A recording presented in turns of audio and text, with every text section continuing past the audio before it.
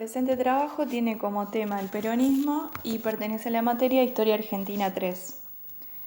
A modo de introducción podemos decir que la historia política de Argentina se divide en un antes y un después del surgimiento del peronismo. Este se constituye como fuerza política en 1945 y deja de lado en el pasado la tradicional oposición entre los radicales y conservadores, y en lugar de esta oposición surge una nueva, que está más cargada de contenidos de clase y referida a conflictos que acompañan la expansión de los derechos sociales y la integración política de los sectores obreros. El régimen militar entre 1943 y 1946. El 4 de junio, el gobierno de Ramón Castillo es derrocado, acusado de fraude. Este golpe fue obra de las Fuerzas Armadas, que estaban atravesadas también por los contrastes que dividen en esa época a la política nacional. En primer lugar, la actitud que se toma frente a los bandos que participan en la Segunda Guerra Mundial. Castillo elige llevar a cabo una política de neutralidad. Decide continuar con ella luego de que Estados Unidos la abandone y entre en el conflicto. Entonces esta neutralidad cambia su significado para ser ahora la expresión de una ideología, que es la resistencia a incorporarse a la cruzada mundial de las democracias contra el fascismo. Y en segundo lugar, el contraste está planteado en lo que refiere al funcionamiento de las instituciones políticas. Se busca terminar con las prácticas fraudulentas y la corrupción política. Mientras que en 1943 deben celebrarse las elecciones para elegir un nuevo presidente, y Castillo elige como candidato de sus sectores al conservador Robustiano Patrón Costas. Este era exponente de la restauración conservadora. Esta decisión genera razones suficientes en los sectores oficiales que creen en la idea de la regeneración de las prácticas políticas, tanto como en los partidarios del neutralismo, para llevar a cabo un golpe de Estado. Las distintas facciones militares participan, pero tienen objetivos diversos. Sin embargo, encuentran el punto en común, que es la represión al comunismo y a las organizaciones obreras. En este periodo se suceden tres militares que ocupan la presidencia. En primer lugar, Arturo Rawson, que ocupa la presidencia solo unos días. Lo sucede Pedro Pablo Ramírez. Y por último, Edelmiro Farrell. En octubre de 1943 se produce una revolución dentro de la revolución, es decir, el poder pasa a manos de un núcleo compuesto por coroneles y tenientes coroneles que pertenecen a la logia secreta autodenominada Grupo de Oficiales Unidos, GO, formado previamente al golpe de Castillo. La mayoría de ellos ocupa posiciones importantes dentro del Ministerio de Guerra y la Presidencia, y maniobran desde allí, usan sus influencias y se apoderan al cabo de 4 meses de la conducción política en la Revolución de Junio. Este grupo era partidario de un neutralismo intransigente y pretendían reorganizar las bases institucionales del país con el fin de salvarlo de la corrupción de los políticos y, como dijimos anteriormente, de la amenaza comunista. Con este golpe se pasa a la acción rápida y contundente. Se redoblan las medidas represivas contra los grupos de izquierda y los sindicatos, y también se declaran fuera de ley los partidos políticos, se intervienen las universidades, y se implanta como obligatoria la enseñanza religiosa en las escuelas públicas. Esto se traduce en un aislamiento político que además se acentúa con la evolución de la guerra en favor de la causa de los aliados.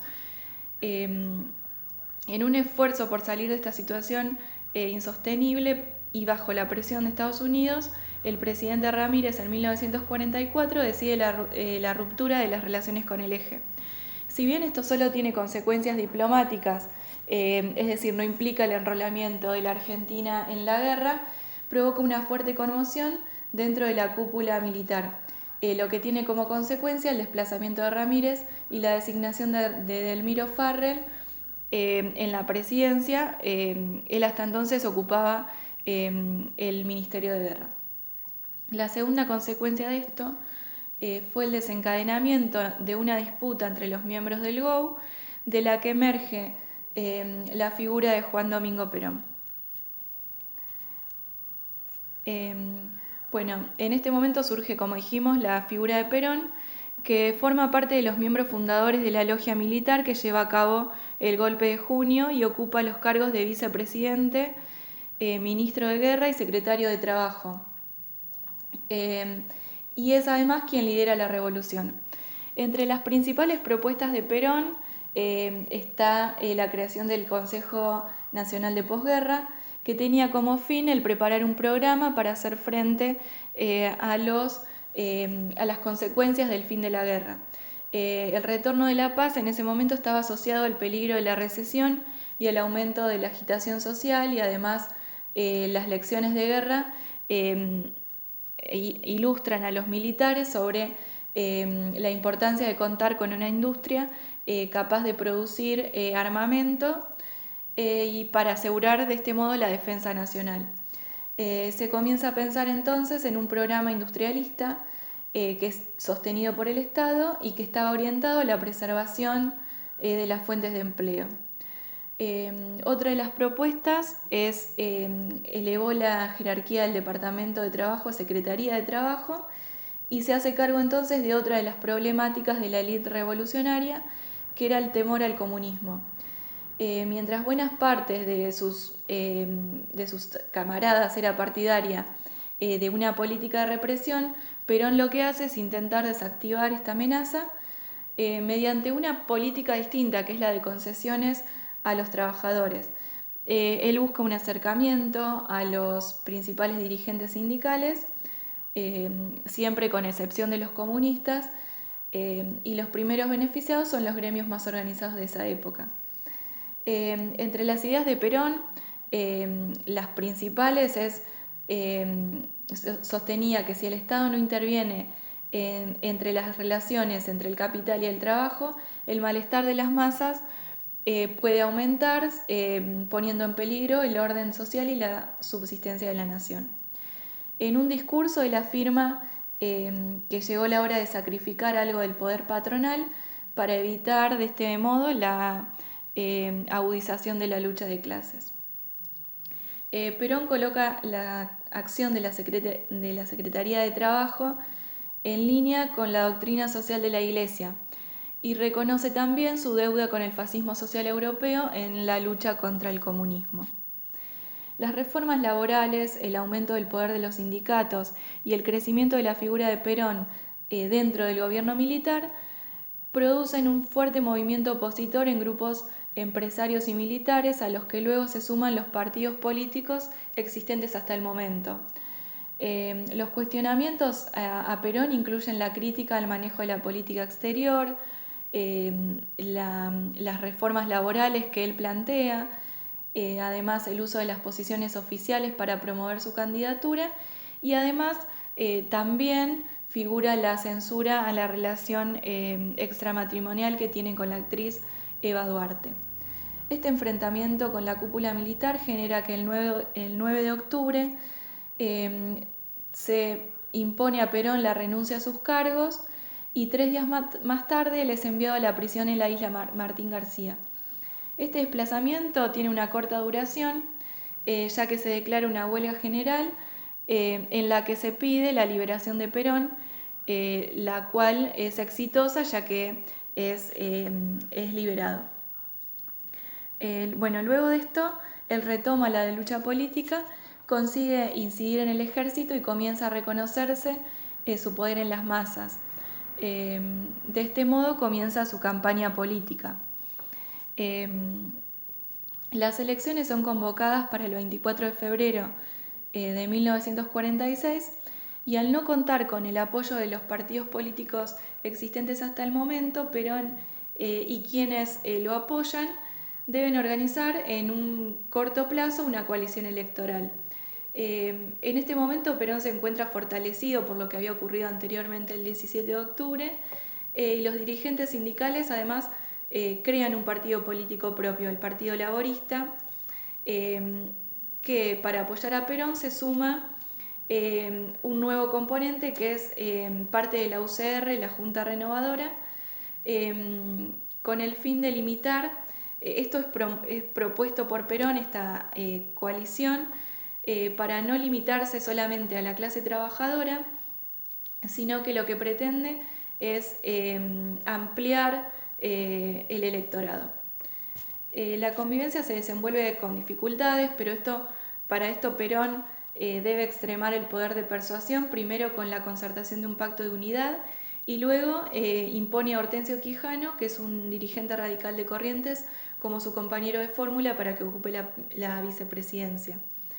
Mientras que en la oposición se nuclea nuevamente bajo el estandarte de la Unión Democrática, que está formada por la UCR, el Partido Socialista, el Partido Demócrata Progresista y se suma el Partido Comunista. Estos se comprometen a votar la fórmula presidencial del radicalismo y presentan listas separadas para el resto de los cargos electivos. Hay dos elementos que se destacan en estas elecciones. Por un lado, el decreto firmado por Farrell, en el que se detallan instrucciones dejadas por Perón. En este decreto se establece un aumento general de los salarios, la extensión de las vacaciones pagas a la mayor parte de los trabajadores, también el aumento a las indemnizaciones por despido, se crea además el sueldo anual complementario llamado aguinaldo. Y con el argumento de la inconstitucionalidad de estas medidas, los empresarios primero se niegan a pagarlo, luego hay una lucha en la que se cierran empresas y el conflicto se resuelve finalmente con el repliegue de los empresarios. Y por otro lado, otro elemento que marca esta batalla electoral es la intervención del ex embajador norteamericano en Buenos Aires en la campaña electoral. Este da a conocer unos pocos días antes de los comicios un informe donde denuncia las antiguas conexiones de los círculos militares con el régimen nazi. Perón aprovecha esta oportunidad para cerrar con una apelación nacionalista.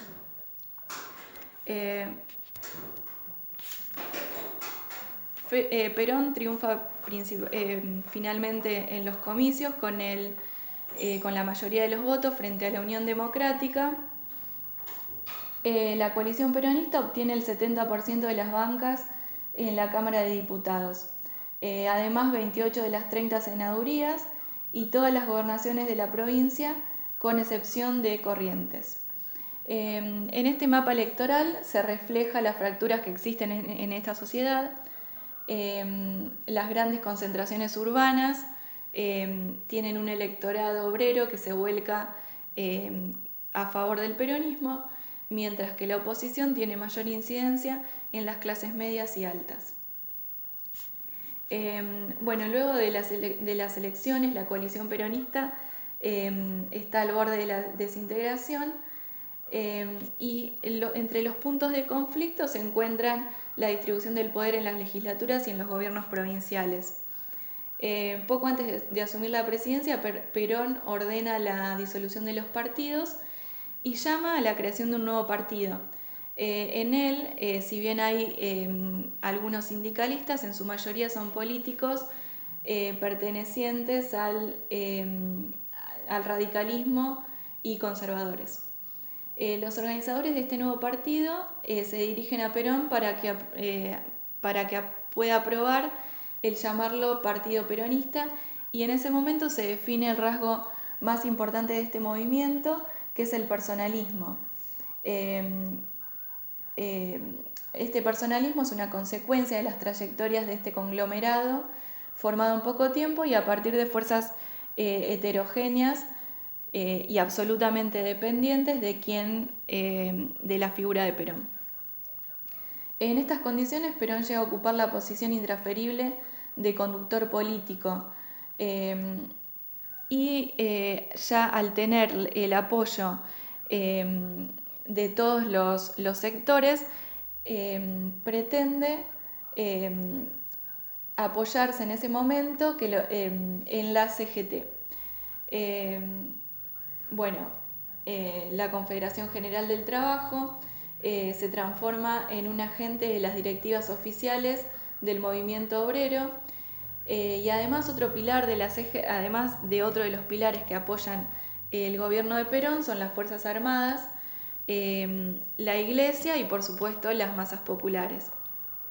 Entonces, al contar con todo el apoyo de estos sectores, Perón se propone reforzar el régimen mediante ciertos mecanismos de control burocrático represivos. En primer lugar, lo que hace es iniciar un juicio político a la Corte Suprema, teniendo como resultado la destitución de sus miembros, y además otro de los agentes de resistencia se encontraba en la universidad. Entonces se pasa a un proceso de depuración. Se expulsa a los profesores que son contrarios a este régimen, y además los periódicos de oposición son clausurados, y comienza la compra del sistema de radiodifusión nacional por grupos económicos que apoyan este régimen. Se produce además la expropiación del diario La Prensa y su transferencia a la CGT, lo cual conduce básicamente al monopolio de los medios de comunicación, es decir, se prohíbe todo lo que no sea, lo que no apoye al régimen. Ante estas progresivas supresión de las libertades públicas, la oposición solo queda limitada al Parlamento, ¿no? En ese momento, los legisladores que mantienen su posición de oponerse a este régimen tienen como consecuencias desde el juicio por desacato hasta la prisión, la pérdida de fueros. Al garantizar su legitimidad en el ámbito interno, el gobierno lo que busca es la reaproximación a los Estados Unidos, que surge de la guerra como potencia mundial. En lo que refiere al peronismo en San Antonio de Areco, que es la ciudad donde vivo, es una ciudad ubicada al norte de la provincia de Buenos Aires. Básicamente es una ciudad rural que se dedica a las actividades agroindustriales. Bueno, Rodolfo Orofino fue el primer intendente peronista de esta ciudad, que fue elegido por el voto popular el 11 de noviembre de 1951. Gana por una acotada diferencia con el candidato radical Aquiles Pasaglia, quien había sido intendente hasta ese momento. En estas elecciones se pone en práctica el voto femenino, y la celebración del triunfo es un aspecto importante y representativo de este momento, ya que se realiza en el Prado Español, que constituye un lugar frecuentado por los sectores más populares de la ciudad. Por las disposiciones legales vigentes en la provincia de Buenos Aires, en ese momento el mandato se extendió por un periodo de 3 años, entre 1952 y 1955. En ese momento le traspasa el mando de la municipalidad a otro intendente peronista, que es Juan Carlos Mauricio Tapia, que se impone en los comicios de 1954. Bueno, durante el mandato de Orofino se toman diversas medidas. Se comienzan a dictar clases en el colegio secundario Juan Hipólito Vieites, se funda la cooperativa eléctrica de Villalía, que es una localidad una pequeña localidad perteneciente a San Antonio de Areco. Se diseña el primer plan regulador del desarrollo urbano, que establece una zona industrial y una residencial. También se realizan los trabajos de albañilería en las primeras casas del barrio obrero. Se puede decir que en el mandato de Orofino se peronizó la marcha la marcha de la vida, digamos, de la comunidad de San Antonio de Areco. Otro de los aspectos a destacar es que en 1952, y por ordenanza del Consejo Deliberante, se cambia el nombre de la calle Alsina por el de Presidente Perón. Y además también se reemplaza el nombre de la plaza Ruiz de Arellano, que es la plaza principal, por el nombre de Eva Perón. A partir de ese momento, también se fundan clubes sociales en los que Orofino participa como socio fundador. A mediados de 1956, Orofino es preso político de la policía de la provincia de Buenos Aires por realizar propaganda peronista que está prohibida por decreto en la Revolución Libertadora. En estos días también son presos varios políticos de la ciudad. Bueno, y podemos concluir que como conclusión podemos decir que el peronismo se convierte entonces en el movimiento que marca los últimos 3/4 de siglo, sin dudas. Es aquel que da identidad a una masa compuesta en su mayoría por trabajadores que habían sido hasta ese momento dejados de lado, invisibilizados por las clases dirigentes, revelando el poder de la manifestación colectiva. Es ahí donde radica su importancia y su vigencia, ya que aún hoy esta ideología sigue disputando la hegemonía con el apoyo de gran parte de la mayoría, digamos, de la población. El peronismo es esencialmente popular, es el pueblo buscando justicia social.